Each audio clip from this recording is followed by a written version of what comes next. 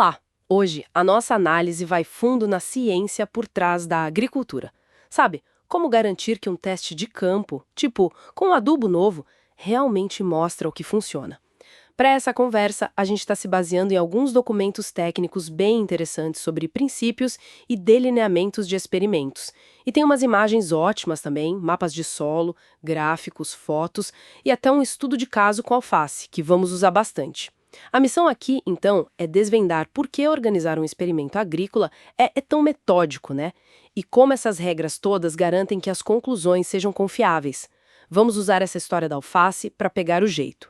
Bom, para começar, não basta só plantar um canteiro com adubo e outro sem e ver qual cresce mais, certo?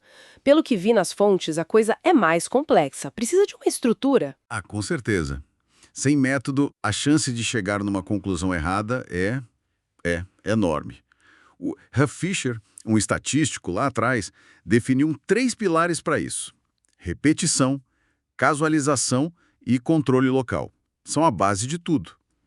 Ok, vamos um por um. Repetição. Significa fazer a mesma coisa várias vezes?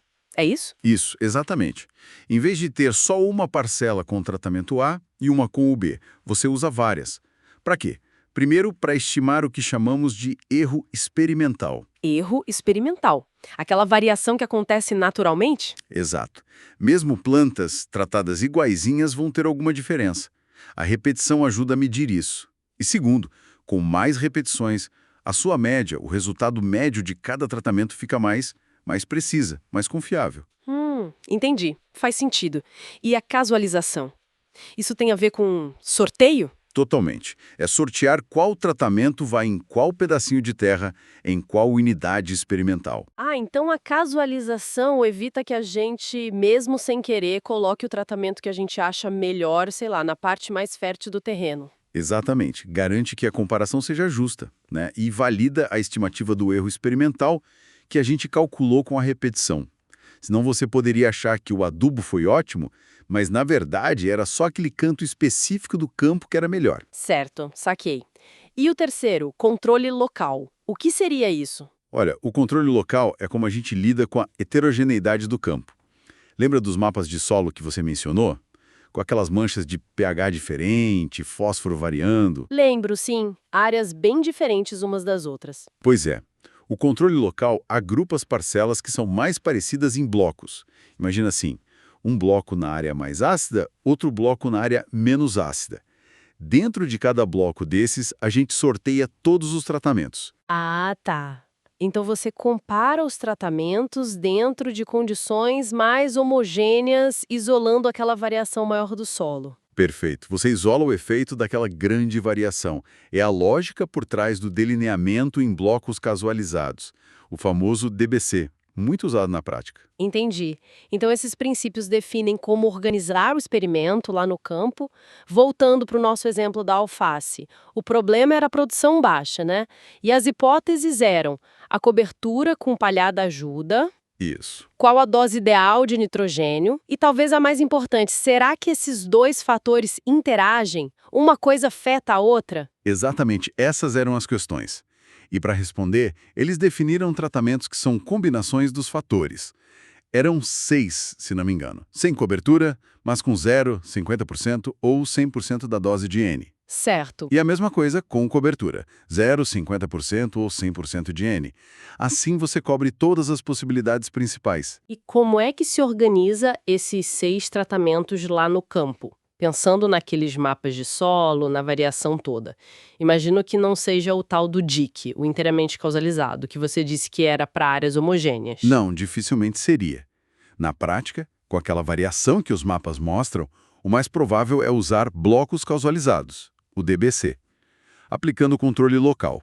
É raro um campo ser perfeitamente igualzinho. Ok. Mas aqui tem um ponto a mais. Temos 2 fatores sendo testados juntos, né? Cobertura e nitrogênio.